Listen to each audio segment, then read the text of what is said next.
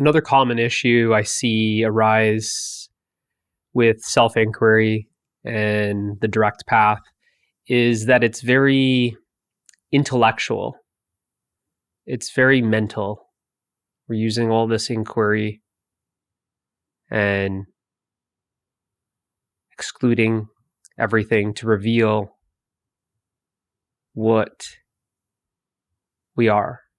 We're excluding the non-essential to reveal essence. And going through this pathway, it can become an intellectual game, especially with the Western mind. It seems to prefer this path. Okay, it's direct. That means it's got to be faster. I want to get there today. And it seems to be set up in a way that I'm used to, using logic and all of these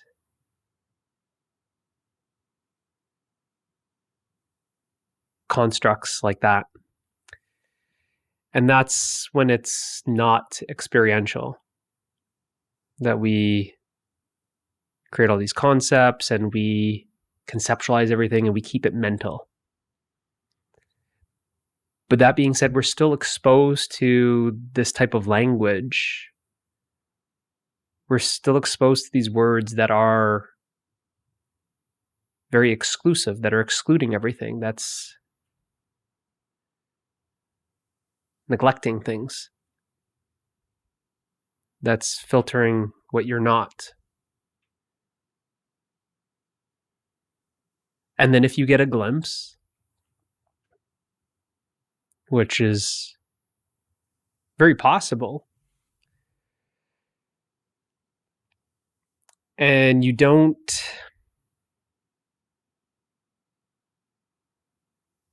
continue to come back to that exploration,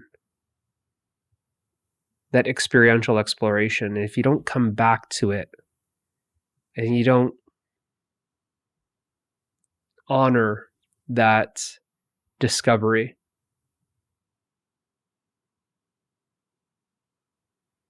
you don't spend quality time. And that sounds funny because the realization is that you're timeless, but you know what I mean. Then what happens is it's essentially, it's a glimpse and it feels very heady. It feels like it's just this mental thing. It's like it hasn't dropped down to the level of heart. And really, that dropping down into the level of heart is only possible through devotion, that you're devoted to this discovery. You're devoted to the essence that is revealed, that you're devoted to yourself.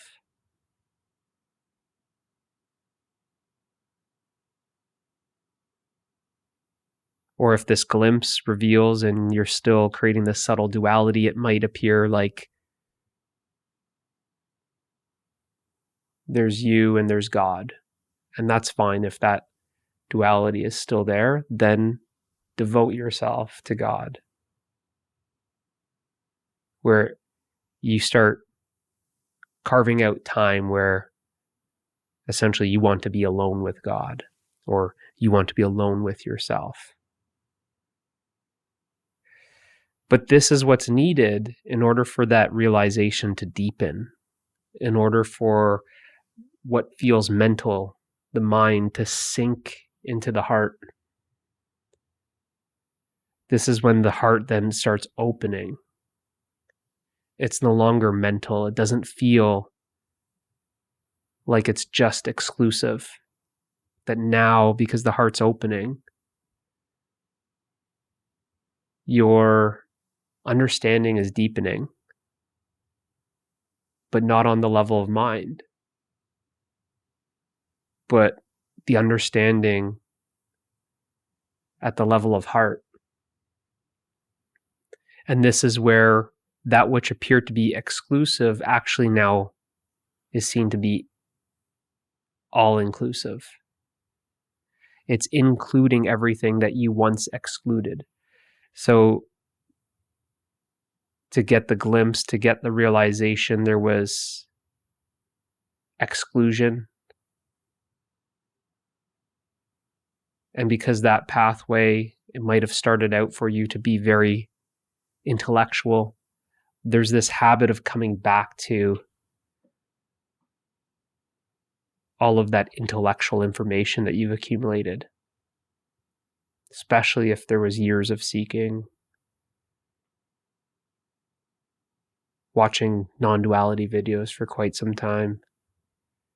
It could feel like you've come to some realization, but it feels up here. And it hasn't dropped. It hasn't dropped into the heart yet. And that's only possible with devotion, where you devote yourself to God, you devote yourself to yourself, you devote yourself to truth, whatever name you want to come up with for the nameless. But this is when the heart starts opening. This is now the blossoming. This is where that realization just gets sweeter and sweeter and sweeter. At first, it was a very cold realization. When it feels like it's mental, when you're neglecting, when you're excluding, it has a coldness to it. Then with this dropping down into the heart, that's when now there's something that's ignited, the fire of the heart.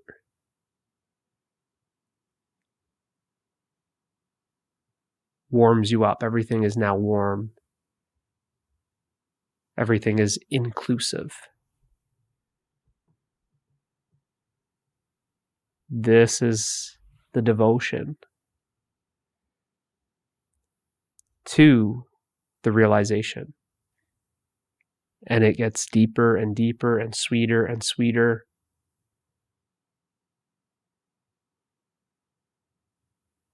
And then there's this re-entering into life. But there's this quality of devotion. There's this honor. There's this embracing. There's this warmth.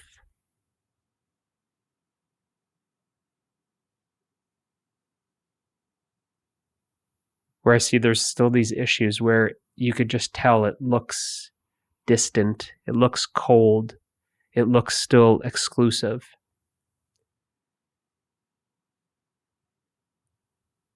Where sometimes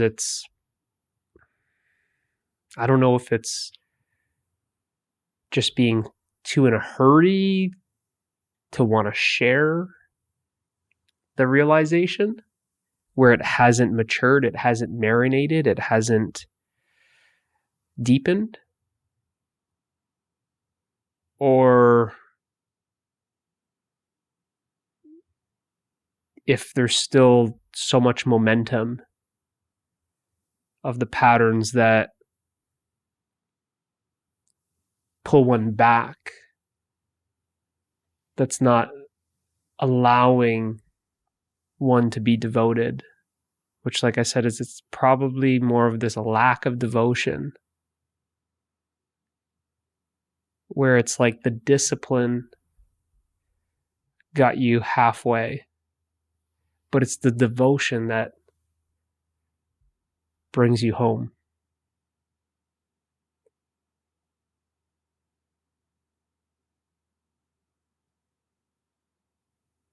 And without that devotion,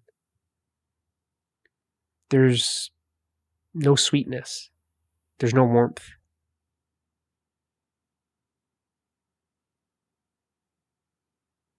There's no love. You can come to that realization, come halfway, and still feel like, where's the love? Where's the love? And you'll feel like, I'm waiting for it. I'm waiting for it. But that's what I mean, is that you haven't dropped into the heart. You haven't opened up the heart. There's totally different qualities.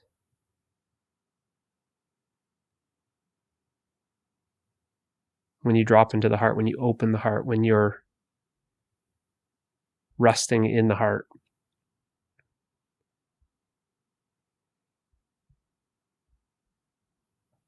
So I see that the issue for some is they're used to conceptual thinking. They're used to using their mind to solve problems. They want the quick fix. They look at the direct path as a quick way out of their problems in life. They may even use it as an escape for what is. Collect a lot of information, borrowed knowledge, study it, become obsessed with it, basically know how to speak it better than the teacher, get a glimpse, but then it's like as if the mind hijacks that glimpse or that realization, that maybe that first awakening on the level of mind. It hijacks that, and then there's avoiding silence and stillness. There's avoiding the alone time. It's lacking that devotion.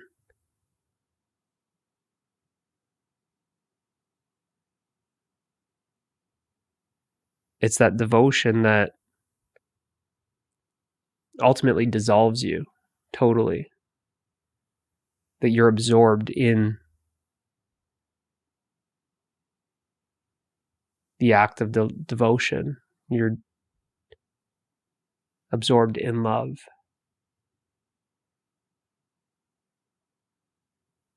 Where without that component, then you're at this kind of halfway mark that feels very cold and distant, closed, neglecting things, where you're kind of in this kind of no man's land because you've come far enough where you've excluded your life and personhood and friends and family. You've seen through the illusion enough to know that you don't want to go back, but you're at this place where it's this feeling of like loveless. It's not warm. It doesn't feel inviting. It's still lacking. It's still incomplete. That you don't know the wholeness, that you don't know the fullness.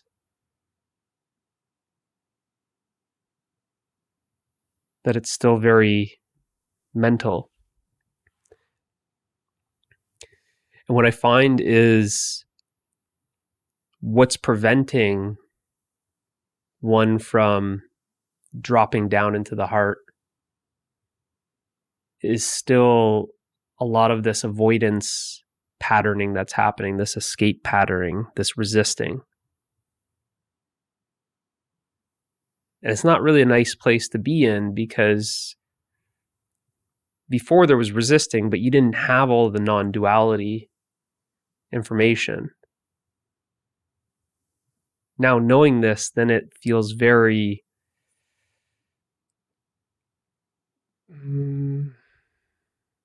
I don't know, like you've burned your bridge, you can't go back, but you also are choosing not to continue forward.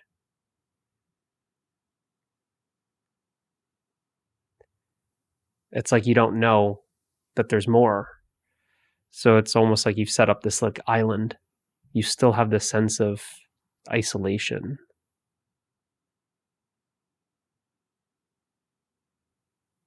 Because you don't know the wholeness, you still feel the sense of separation. Even though you may have got a glimpse through and seen that there's no separate self, it's still possible to have that feeling of separation, even though you had the glimpse that there's no self. So you're still experiencing like this loneliness, this isolation, this coldness. It's just me on this island. I can't go back. The bridge is burned. What to do now? Feel like it's almost like this empty promise. Where's the love? Where's the happiness? Where's the peace? Where's the freedom? I don't feel all of that. And it still feels very heady. The stories start coming back. Could feel like feeling more lost than ever before, more alone, more stuck. What to do now? And that's what's really needed, is basically being still, being silent, to devote yourself to the stillness, to devote yourself to the silence. But why is it that we continue to avoid? And a lot of it is these feelings that are painful. And that's really this pain of opening up the heart. It's like you have to get through that in order to open it up. It may require feeling those painful emotions, and that's what you're putting off. That's what you're procrastinating.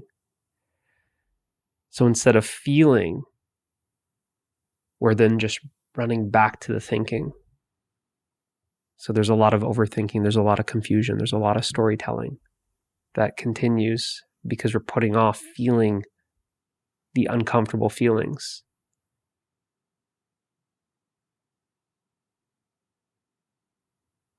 And this is why then we kind of find this place where it's like, okay, I feel alone, I feel stuck, I feel lost. What should I do? Well, why don't I just run in circles by myself? Keep busy. So you start seeing that if you're into all these activities, you're just binge watching a lot of these non-duality videos, video after video after video. What are you running from? What are you avoiding? What are you hiding from? What are you not wanting to face? What are you unwilling to meet?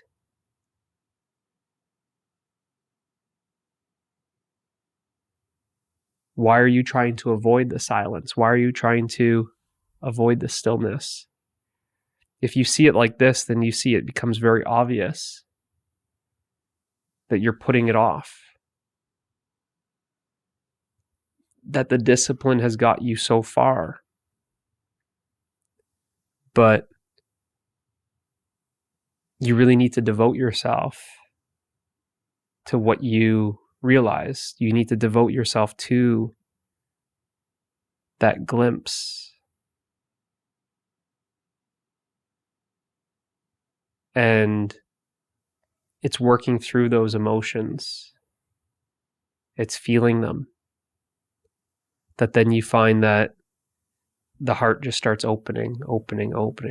You start feeling like that things just become lighter and lighter and lighter as you're processing those feelings, as you're working through those emotions.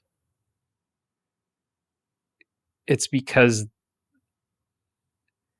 the repressed emotions have been piled up for so many years, you could say.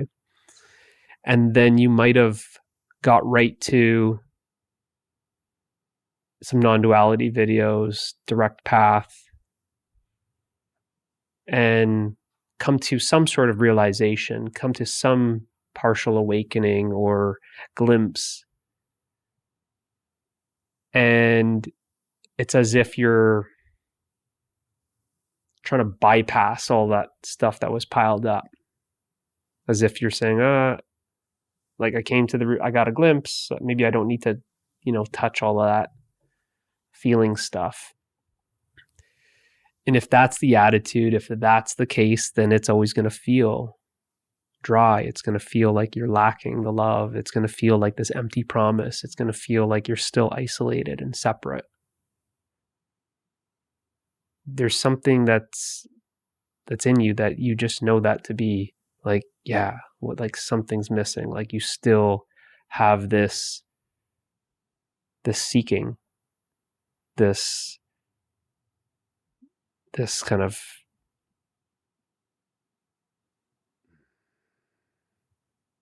the seeking, this energy that just kind of, it's like these urges.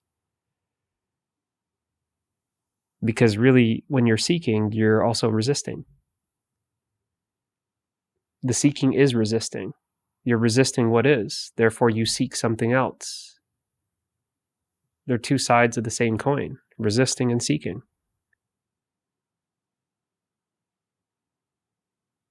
And then it looks a lot like seeking more and more non-duality stuff. But there's no amount of non-duality stuff that you're going to, study and acquire and digest that's ever going to feel those feelings. That's where you get stuck in this kind of the mental path where the mind says, I'm good at conceptualizing things and I want to understand things intellectually. So let me acquire more and more knowledge. Let me get another book. I think I got this. There's no amount of that studying that's going to help you feel those feelings. That's where it's very practical. That's where it's very experiential. That's where there's no other way around that fear. You're looking for a way to bypass it. Maybe if I continue to study more, maybe if I continue to watch more, then I can watch my way around these feelings to get to that happiness that I'm still waiting for. Like, when is it going to come? Wholeness, completeness, fullness. When's that arriving? I'll wait it out. Maybe there's got to be something that I'm not quite understanding. There must be something. What's the piece of the puzzle that I don't have? Well, I'll tell you. It's feeling what you're actually resisting. It's that feeling component that actually sinks you down into the heart. That's why it feels like you're still up here in the head. That's why it still feels like there's a lot of overthinking. The overthinking is a result of underfeeling. You start feeling more, and naturally you stop overthinking, which then drops you down into the heart. And then when those emotions are felt, they're released. When there's releasing, there's more openness, more expansion, more lightness.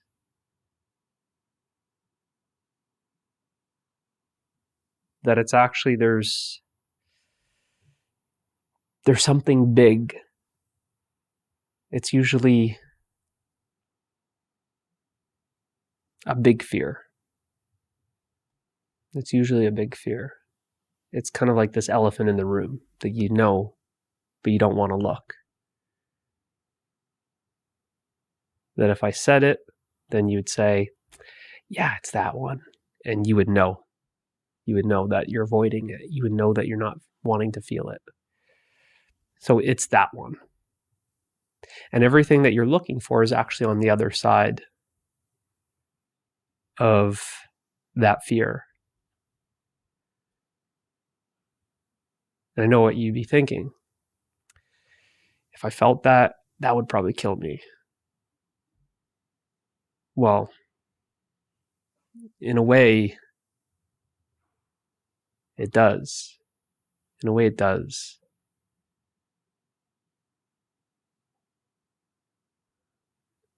But it only kills who you think you are.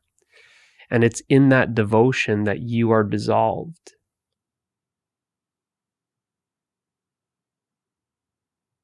It's in that devotion that you are dissolved. And as long as you're not wanting to touch those feelings, as long as you're staying distant from it, like I'm showing you kind of symbolically here, the mind doesn't want to come close to the heart.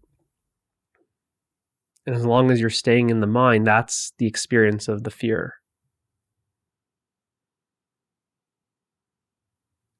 Fear is only experienced in the mind. And love is only experienced in the heart. And if you're unwilling to drop into the heart, then you're also afraid of love. And that which is afraid of love is the separate self.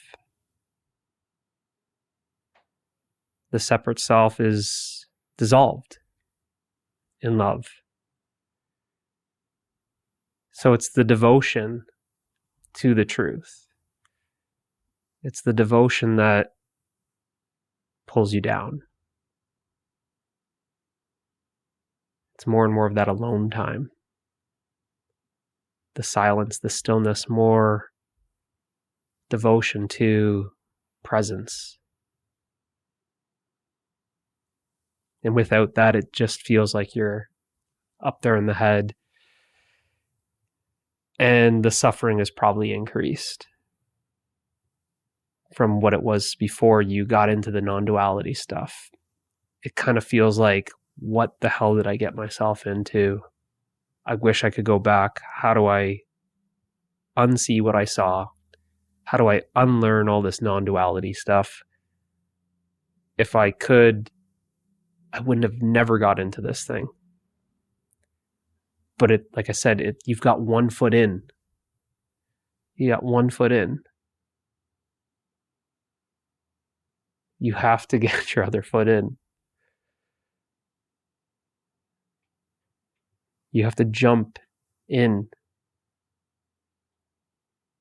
with both feet. So if that sounds like you with this issue, as it's very common from just my experience of what I'm seeing, is then just start with the awareness of all this busyness and watching video after video after video and wanting another book and another book and all of this other activity that you're doing. Ask yourself, what are you running from? What are you hiding from? Why are you avoiding the silence and the stillness? Because what you'll find is actually there's many opportunities for the silence and the stillness. There's many opportunities for this devotion to yourself. But what is it that you're occupying your mind with? What is it that you're consuming entertainment? What are you trying to avoid? What are you running from? What are you hiding from? What are you escaping from? If you look at it, you're actually escaping from that fear. And at this point, when you're this much into the non-duality, and you got that 1 foot 1 foot in, it's like you know too much. You can't go back. That bridge is burned. And now it's like you're running out of time.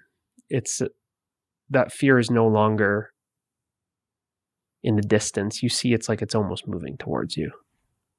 It's just a matter of time.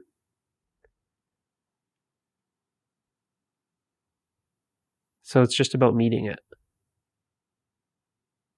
It's about meeting it. There needs to be this courage to feel what's here. But that discomfort requires dropping out of the mind into the heart, stepping out of the mind. The mind is the known. What you're afraid of is the unknown. Courage is a love for the unknown. It's courage. Courage is like this stepping stone to devotion. Courage is the key to opening up the heart. Without that courage, you can't even get into those feelings. Without honoring those feelings, that honoring the feelings doesn't grow into devotion. There needs to be an honoring of self. There needs to be an honoring of those feelings for what is. Giving the attention, warming up to those feelings, feeling them. And it's not going to be some overnight thing. Because like I said, chances are you haven't felt those feelings and they've stockpiled. So the mind kind of, oh yeah, some non-duality, direct path, I'm there. Wait, doesn't feel like I'm there. And doesn't want to look at this pile of feelings that now need to be felt.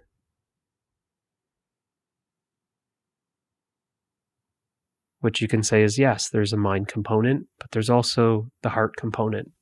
And that's the part that's missing in a lot of these issues that I'm talking about. And it creates this feeling of even more disconnection. And it can create even things like psychosis and feeling very disembodied because you're trying to escape. The feelings are felt in the body, and it's like you're trying to get out of the body. I've learned some non-duality stuff. I'm not the body. And then it's like, I'm really not the body. You're not trying to get out of here. But you're trying to get out of here without feeling the feelings. That's where it's set up in a way that you're not able to bypass. It's like your mind wants to bypass it, but it's not possible. Trying to bypass it only creates more suffering.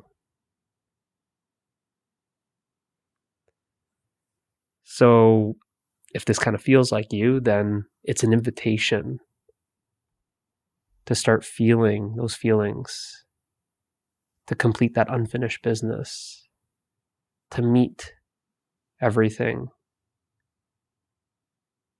head on with a full embrace, and to not stop.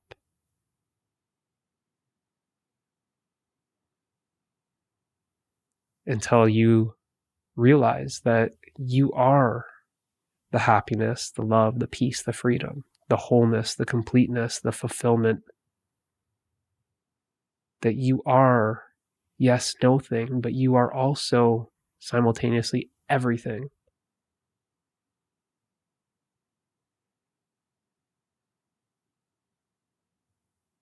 And you'll just know it. You won't need anyone else to confirm. You won't need someone else's second opinion. You'll know it. And right now, if there's any doubt, then you know that it's still incomplete. You still know that you're hanging out in the mind, because there's only doubt in the mind. There's only doubt because the truth hasn't been realized. Truth is the end of doubt. Truth is the end of all beliefs. There's only doubt because there's still beliefs.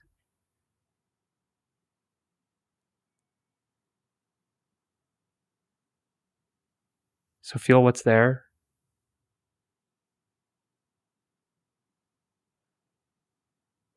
Stay devoted to yourself.